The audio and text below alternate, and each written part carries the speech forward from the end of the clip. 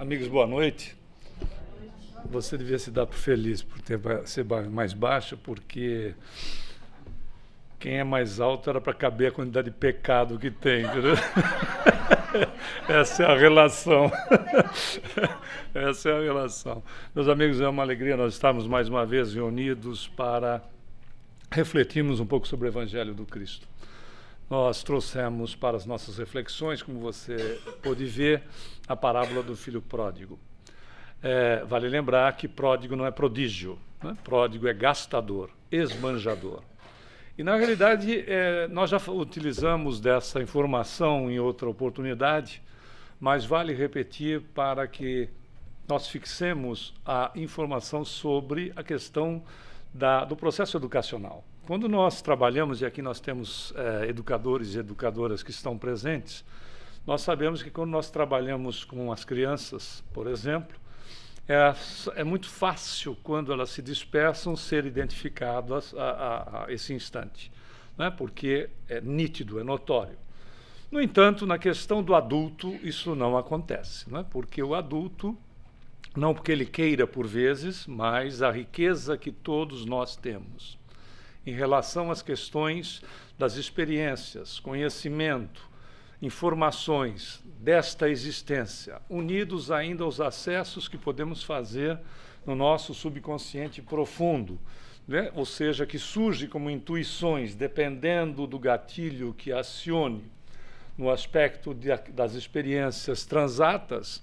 Obviamente, uma palavra, por vezes, funciona como um verdadeiro gatilho mesmo, a ponto de que nós, por vezes, numa palestra, numa aula, ou mesmo, seja até num espetáculo que nós estejamos assistindo, um espetáculo teatral, por exemplo, ou um filme, nós possamos, de repente, nos desvencilhar do que está acontecendo, vamos a alguma experiência nossa ou algum conhecimento a respeito de experiências ou de informações, e quando voltamos, o assunto já foi muito mais para frente. Não é assim? Às vezes até mesmo na leitura, para quem tem o hábito da leitura, por vezes nós estamos lendo, passamos 3, 4, às vezes até mais a quantidade de páginas, para verificarmos que viajamos para outro território por conta, às vezes, de uma palavra ou de uma frase. E temos que voltar e reler, por vezes, essas mesmas páginas, para que nós não percamos a informação. Jesus sabia disso? Sim, sabia, claro. Não é que sabia como sabe, né? Tanto é que o único título que ele aceitou foi ser chamado de Rabi, ou seja, mestre. Porque, de fato, ele é um educador.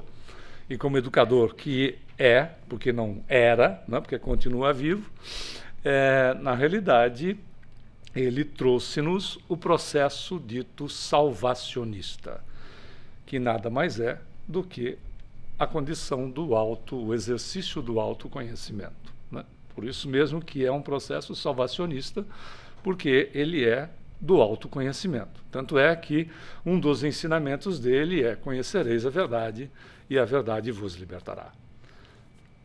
Enquanto nós não atingimos a verdade cósmica, né, não estamos na condição de atingirmos a verdade divina, ficamos com a nossa mesma. Não é verdade? Por isso que quando a expressão "ninguém é dono da verdade", não é verdade.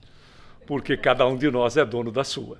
Até nós atingirmos, pela evolução do espírito, a condição de inserirmos-nos na divindade, não perdendo, evidentemente, a individualidade, mas fazendo esta ligação a ponto de estarmos inseridos na verdade cósmica ou na verdade divina, quando o próprio Jesus vai também nos informar que ele e o Pai são apenas um. Não é questão de perda de individualidade, inserção na divindade, não é isso.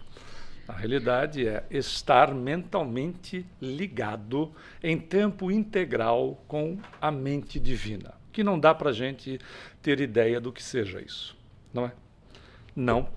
Não por enquanto. Podemos fazer uma analogia bastante grosseira de nós pormos, de repente, se tivéssemos possibilidade de colocar um chip no cérebro e termos acesso a todas as informações que estão acontecendo no planeta neste exato momento.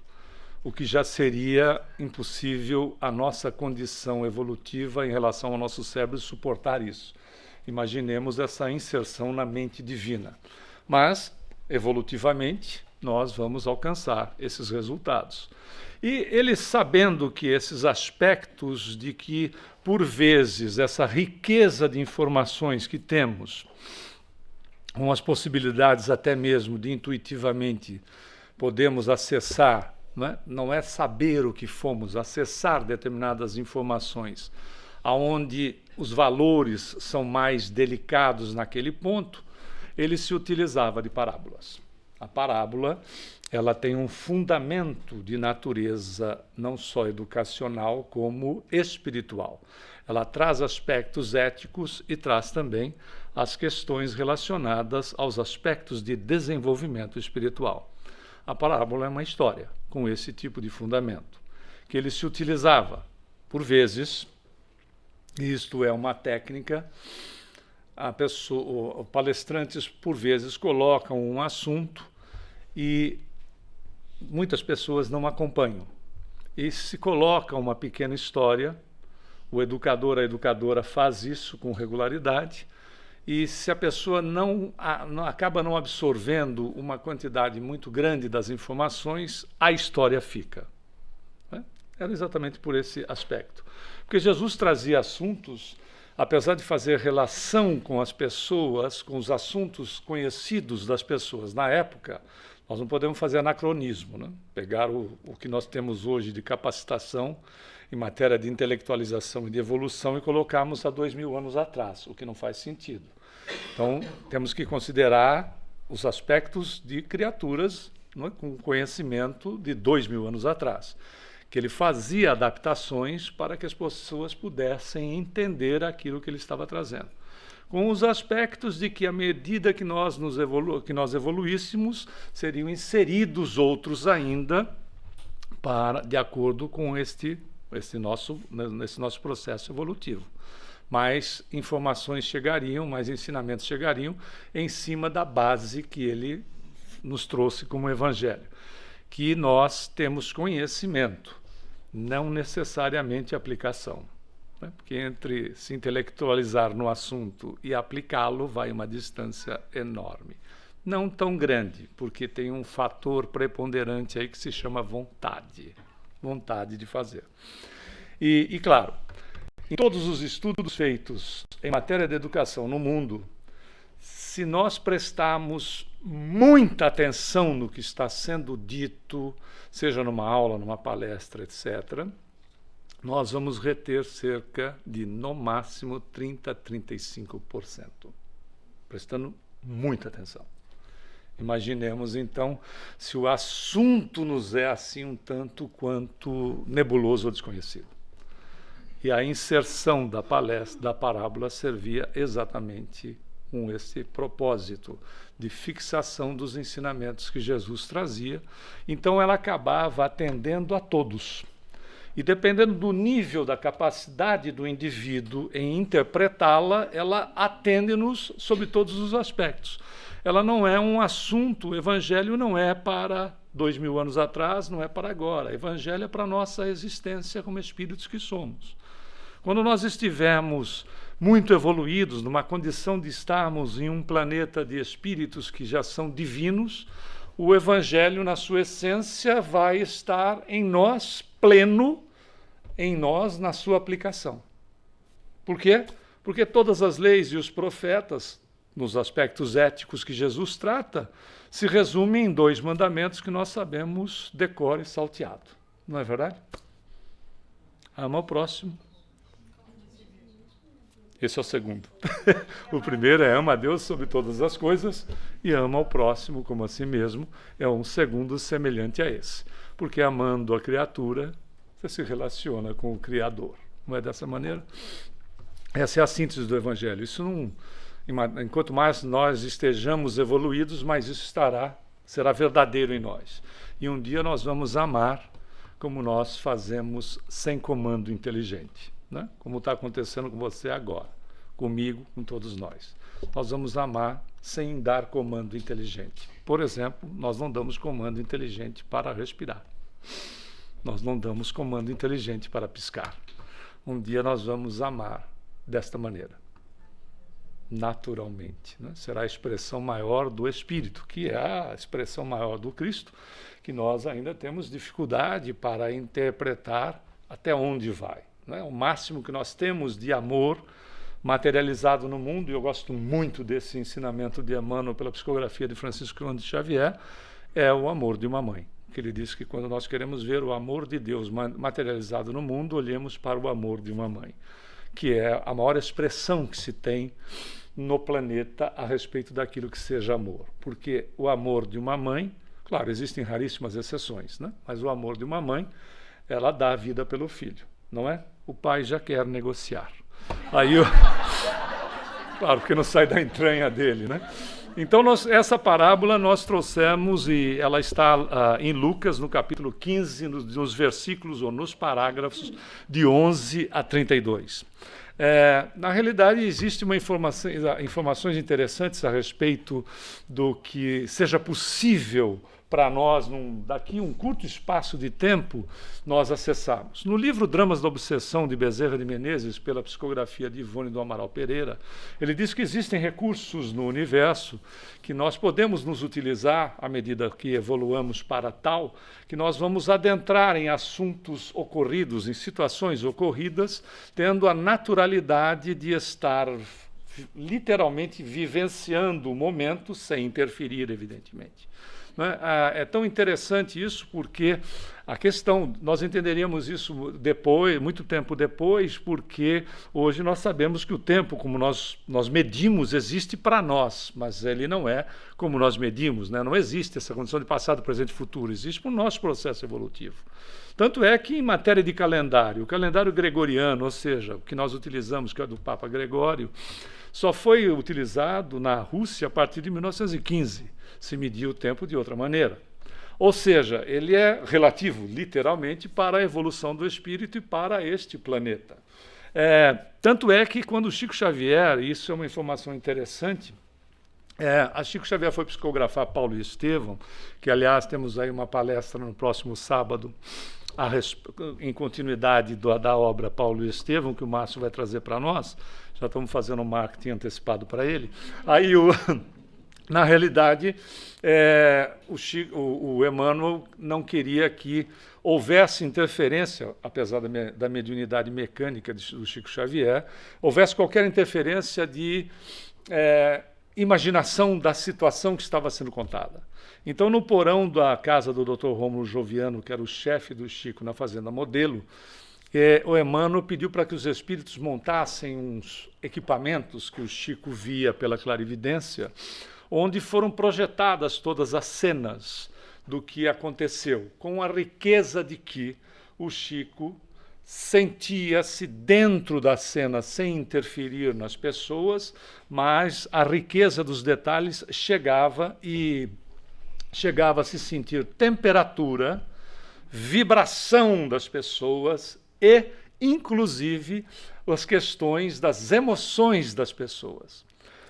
O Camilo Castelo Branco, na obra Memórias de um Suicida, também pela já citada médium Ivone do Amaral Pereira, vai falar a respeito disso, e veja que ele fala em 1920, de um ambiente que ele vai, lá na dimensão espiritual onde ele se encontra, que faz uma ligação com um ambiente aqui no planeta, onde ele tinha a possibilidade de, não interferindo no que estava acontecendo, sentir temperatura, emoções, etc., da pessoa, como se tivesse inserido na cena. Isto é uma condição para o futuro. Veja, se isso é possível, nós, em matéria de parábola, também conseguimos isso com o auxílio do Walter, que nos ouve. Né? Ele fez o seguinte, ele fez um mergulho na história e foi buscar Jesus para contar a parábola diretamente para nós. Né? Então a gente vai ter exatamente com ele.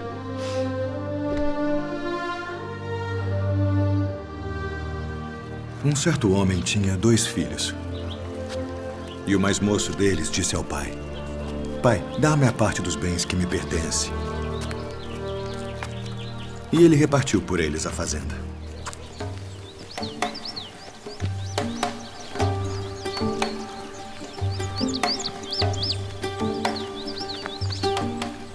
E poucos dias depois, o filho mais novo, ajuntando tudo, partiu para uma terra longínqua. E ali, desperdiçou seus bens, vivendo dissolutamente.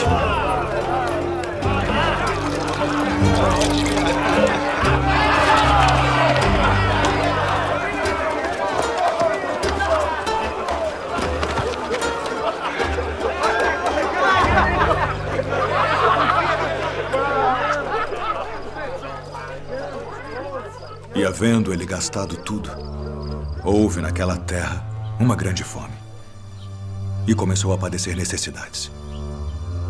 E foi e chegou-se a um dos cidadãos daquela terra, o qual mandou para os seus campos a apacentar porcos. E desejava encher seu estômago com as bolotas que os porcos comiam. E ninguém lhe dava nada.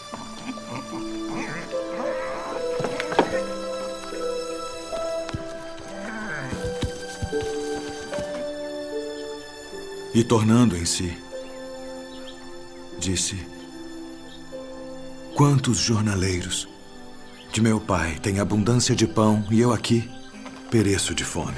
Levantar-me-ei e irei ter com meu pai. E dir-lhe-ei: pai, pequei contra o céu e perante ti. Já não sou digno de ser chamado teu filho. Faz-me como um de teus jornaleiros. E levantando-se, foi para seu pai. E quando ainda estava longe, viu-o seu pai. E se moveu de íntima compaixão. E correndo, lançou-se ao pescoço e o beijou. E o filho lhe disse: pai, pequei contra o céu e perante ti, e já não sou digno de ser chamado teu filho.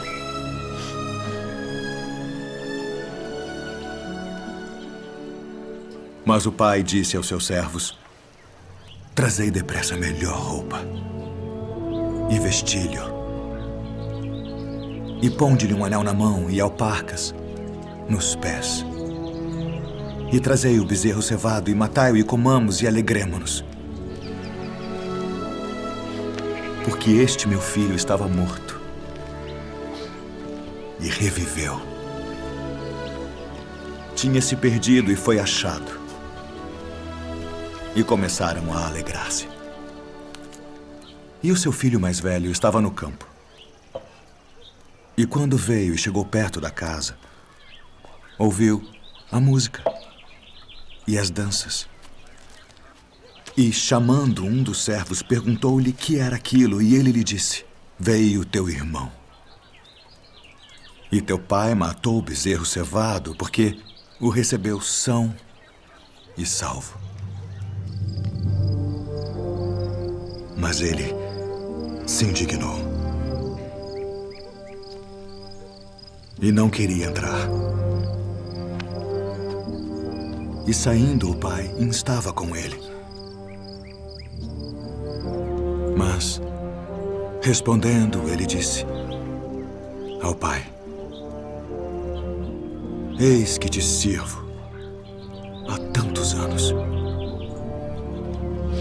sem nunca transgredir o teu mandamento, e nunca me deste um cabrito para alegrar-me com os meus amigos. Vindo, porém, este teu filho que desperdiçou os teus bens com as meretrizes, mataste-lhe o bezerro cevado. E ele lhe disse: filho, tu sempre estás comigo, e todas as minhas coisas são tuas. Mas era justo alegrarmos-nos e folgarmos, porque este teu irmão estava morto e reviveu, e tinha se perdido e achou-se. Dá para imaginar o que seria uma parábola contada por Jesus, né? O nível de vibração que devia ser de envolvimento das criaturas, etc. Mas pela parábola nós verificamos então quem é o Pai, né? O Pai colocado nessa condição é Deus. E quem é o filho pródigo? Senão nós mesmos. Não que nós saiamos para, assim, desperdiçar as coisas, essa colocação não tem um caráter genérico, mas, na realidade, somos herdeiros da parte que nos cabe. Se nós verificarmos na questão da educação dos nossos irmãos hebreus, parte da herança era entregue com o pai em vida, não havia necessidade do pai desencarnar para que os filhos herdassem. Então, por isso que ele pede a herança. Essa criatura somos nós que não saímos de Deus, porque ninguém sai de Deus, né? Se nós formos buscar o ensinamento de André Luiz no livro Evolução em Dois Mundos, pela psicografia de Francisco Cândido Xavier, ele vai nos dizer que nós vivemos no hausto do Criador, ou seja, nós vivemos na respiração do Criador. Nós não saímos de Deus, isso é figurativo, como também não conseguimos nos afastar dele. Mas vamos considerar que saímos para as experiências, com os tesouros todos amealhados em todos os processos que nós tivemos de automatização como princípio inteligente. Desde o período em que estagiamos como princípio inteligente, não como espíritos, no mineral, do mineral para o vegetal, do vegetal para o animal e do animal para a questão hominal, que é a condição que nós nos encontramos aí sim como espíritos. Claro, ninguém foi pedra, ninguém foi planta e ninguém foi isto ou aquilo. Na realidade, nós temos que entender que, como princípio inteligente, em cada uma dessas fases, nós automatizávamos determinados aspectos. No mineral, nós automatizamos a questão da coesão atômica, na questão de, claro, né, podemos manter, né, automatizarmos para podermos manter o nosso corpo, né, molecularmente unido, né, entre outros aspectos, não só esse, damos apenas um exemplo.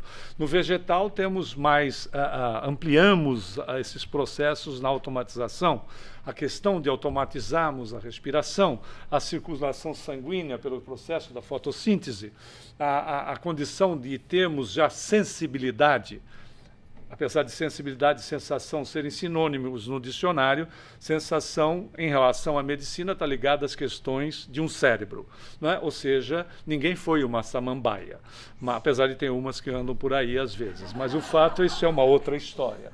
Na realidade, daí vamos para o animal e aí, sem sombra de dúvida, há um avanço gigantesco, né? Porque ali se estrutura todas as condições que serão para o espírito, né? Ou seja, costumamos usar também este exemplo, a leoa que lambe o filhote vai ser a mãe que um dia vai acalentar o filho, né? Todo esse processo evoluindo, né? Onde se tem os rudimentos do amor, os rudimentos até mesmo da fala, entre urros, guinchos e coisas do gênero, serão os aspectos daquilo que nós teremos no desenvolvimento já no reino hominal, que não se dá nesta condição, não é sim no aspecto primitivista do ser, no projeto que chegará a ser aquilo que somos hoje.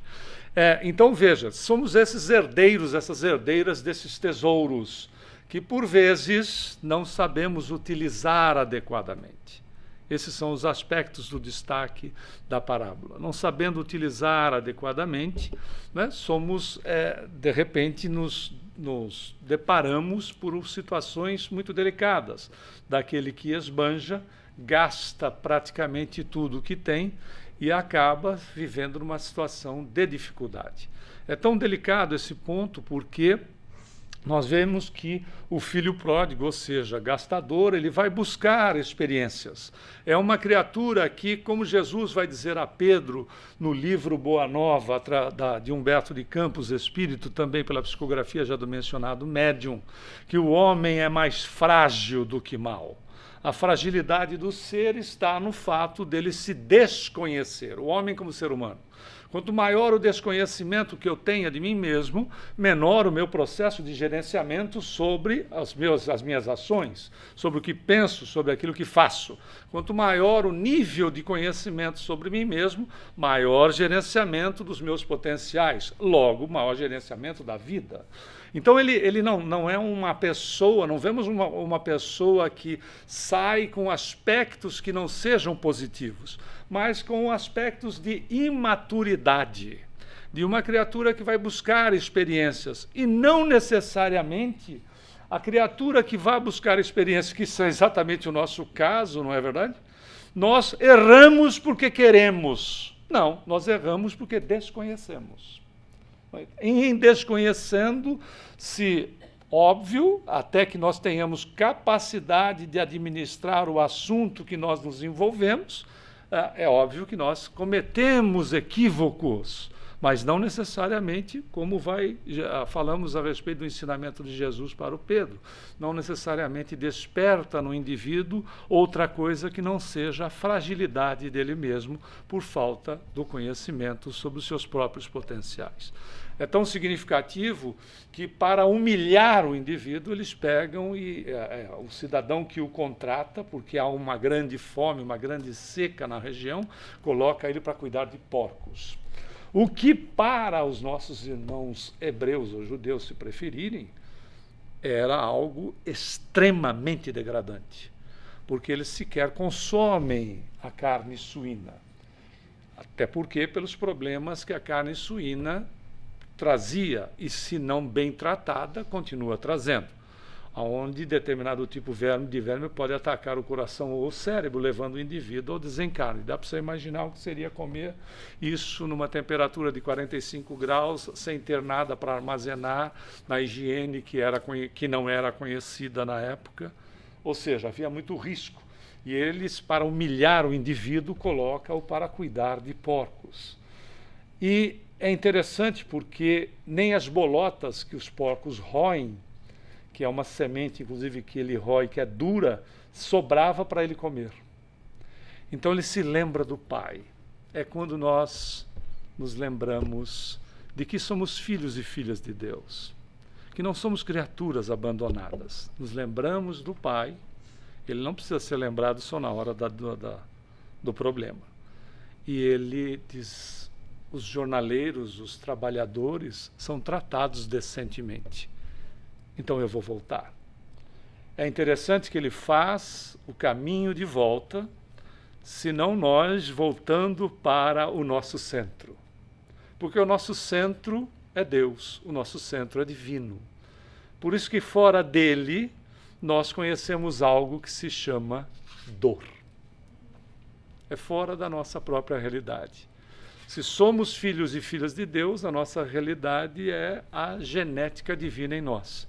Quanto mais nós resistimos, estando fora desta realidade, mais a realidade, de forma inconsciente, inclusive, nos puxa para o nosso centro. A resistência nos ocasiona o desconforto, que a gente chama de dor. É um retorno para nós mesmos, o retorno para a nossa realidade, que é a realidade de natureza divina. Por isso que dissemos, nós não saímos de Deus, nós não nos afastamos de Deus. Ou seja, ele volta e aí ele diz para o Pai: pequei contra os céus e pequei contra ti.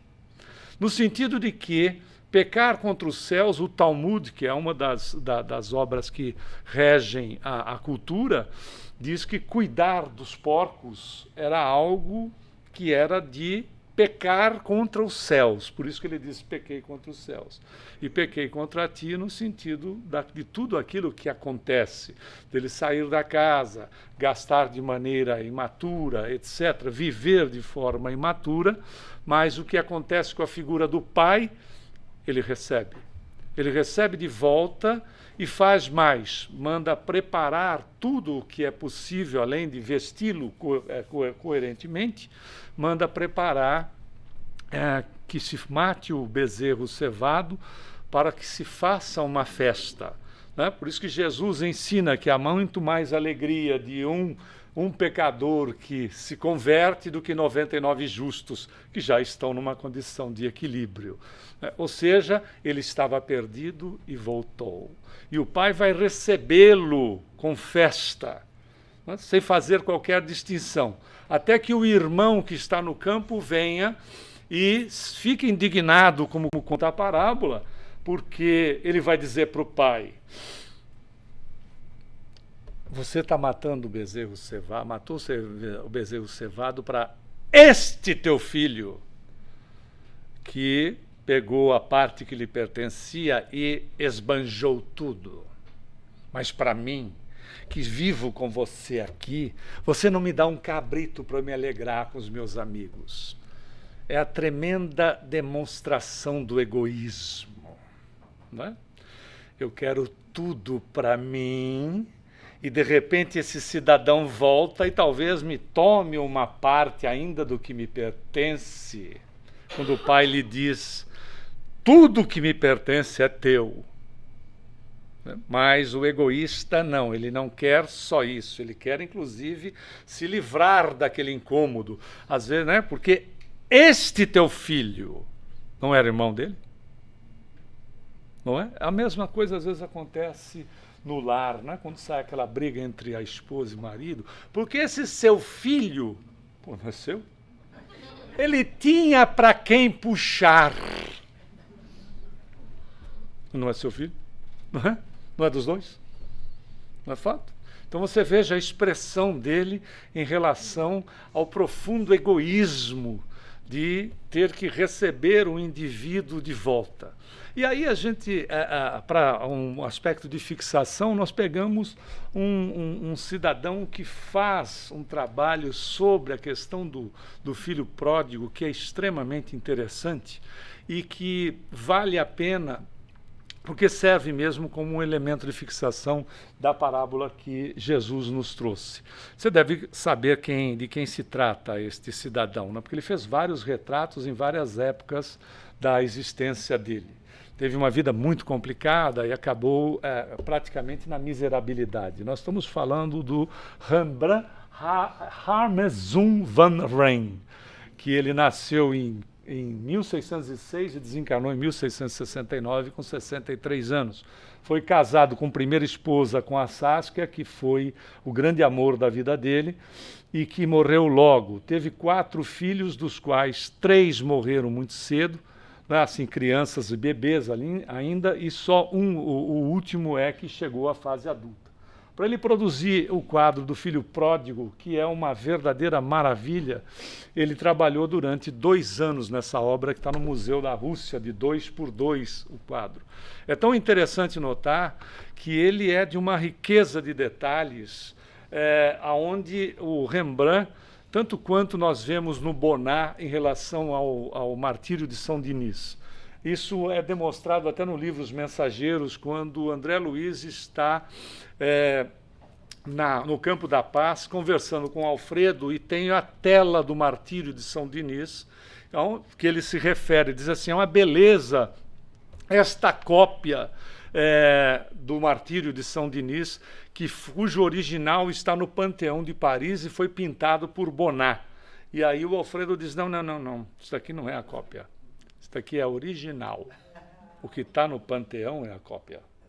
Porque o Bonnat, um pintor, né, no desdobramento que ele fazia pelo processo do sono, ele vinha aqui, olhava a tela e quando ele despertava de manhã, ele pintava. Porque nós não somos criadores, nós somos co-criadores. Nós somos descobridores. Nós não... Criador é Deus. E aí até me lembro como exemplo, numa ilustração apenas, numa aula, a pessoa diz assim: então se nós não somos criadores, Deus criou o parafuso. Puxa, imagina Deus na Home Depot pensando na quantidade de parafuso que ele tinha que criar para a gente, porque tem parafuso que serve para tudo, tem uns até que a gente não sabe nem para que serve, mas serve para alguma coisa, não é verdade? Se não, parafuso não, porque Deus tem mais o que fazer do que ficar criando parafuso para a Home Depot vender, não é verdade? Na verdade, o parafuso não, mas o fuso sim. Estava na mente divina, que nós pegamos e adaptamos de acordo com as nossas necessidades. É fantástico isso, né? Rembrandt traz a tela de uma maneira impressionante. Aliás, porque é tão impressionante, porque ele trabalhou muito com claro e escuro. Se der para ver, você tem a figura, ele é uma das pessoas que explorou muito claro e escuro, que é uma figura de Jesus sendo retirado da cruz. Interessante que é um único pintor que pintou Jesus sem a coroa de espinhos e iluminando só ele mesmo. Né? E nesta tela, que é exatamente a do filho pródigo, é interessante a riqueza de detalhes da inspiração desse pintor sobre a fixação do ensinamento do Cristo. Né? Ou seja, ele nos traz os ensinamentos do Cristo numa tela magnífica, porque começar pelos olhos do Pai, né? Um olho de um homem e o outro olho de uma mulher. O olho daquele que é educador, que diz por vezes: eu sabia que você ia voltar. Não é fato? Eu sabia que você voltaria. E o outro olho que olha de uma maneira materna, tranquila, suave, sutil. Você vê, lamentavelmente, essas cópias não são muito bem feitas para a gente ver esse detalhe, mas dá para se notar, né, esse aspecto. Como também um outro detalhe interessante das mãos. Né? Uma mão é masculina e a outra mão é feminina. Ou seja, Deus é pai e mãe ao mesmo tempo. É educador com amor. Exatamente os dois aspectos que se unem. É tão incrível notar que a gente vê ainda outro aspecto interessante da cabeça, né, do filho, que praticamente se insere no ventre. Né? No abraço que ele dá, no acolhimento, ela é mal formada e se insere no ventre. Tem uma outra coisa ainda que o Rembrandt traz nessa ilustração, né, nessa tela, onde ele apresenta o rapaz com os cabelos e a barba raspada, o que era uma afronta. Por quê? Porque quem raspava cabelo e barba, né, contrariando o Talmud, eram os romanos. E os romanos eram odiados. Eles eram odiados porque eles eram os conquistadores. Então o que acabava acontecendo é raspar a cabeça e raspar a barba era estar inserido nos hábitos romanos, que eram altamente detestáveis. E ele traz essa condição.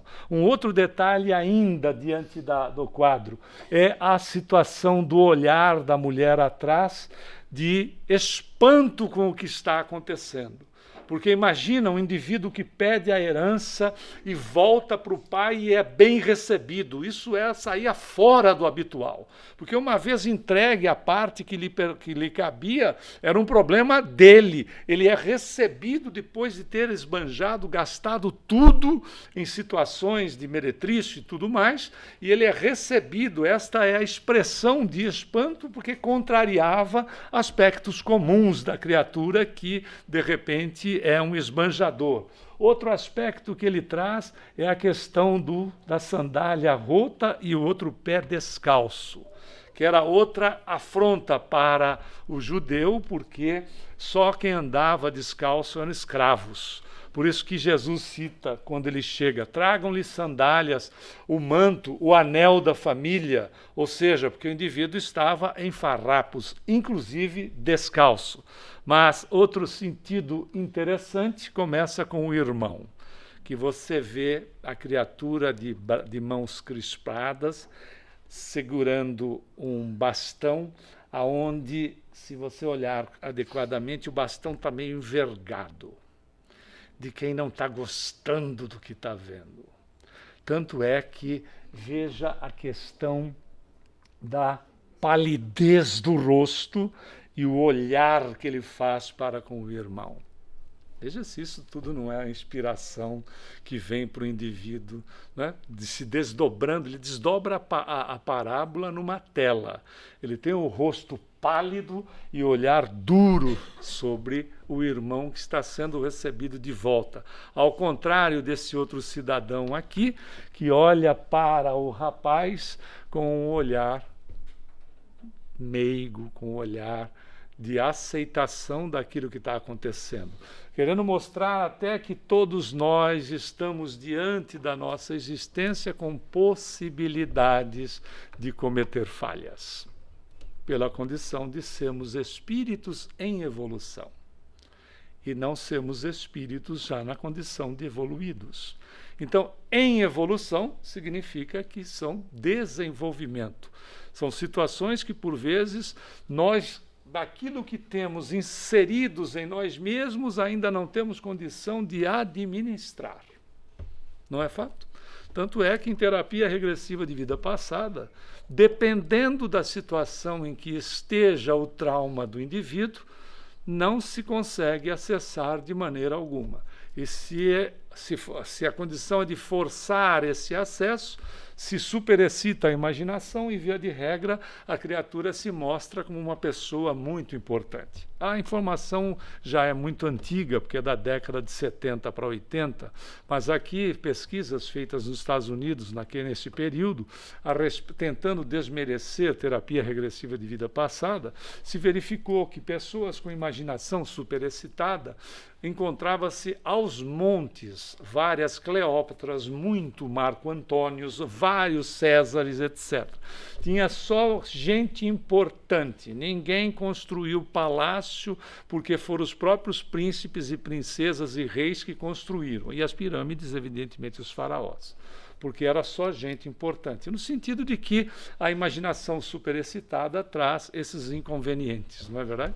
Ou seja, nós, por vezes, aquilo que temos em nós mesmos, ainda nós não conseguimos administrar. E ainda tem algo muito mais interessante nesse aspecto de que o Rembrandt traz para nossas reflexões. Há uma figura aqui, que é assim bastante esvanecida, que, se nós repararmos, é uma mulher, dando a sensação de ser, porque você não vê a mãe. Em momento nenhum da parábola você vê a mãe. Dá-se a sensação da mãe que pode estar desencarnada e trouxe o filho de volta para ser recebido pelo marido ou pelo pai, que é simplesmente genial, mostrando novamente a condição divina de Deus como mãe, Deus como pai, que nós elegemos como uma condição masculinizada porque a sociedade assim exigia. Se fosse uma sociedade com aspectos matriarcais, nós não teríamos Deus, nós teríamos uma deusa.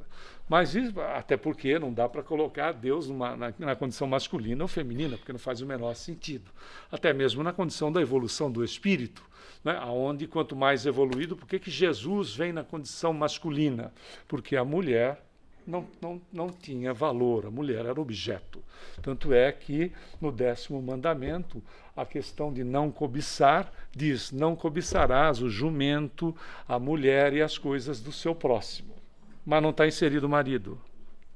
Não é interessante? Por quê?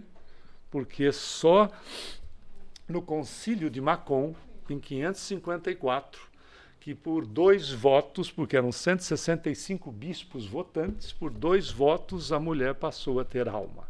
Até 554 vocês todas eram desalmadas.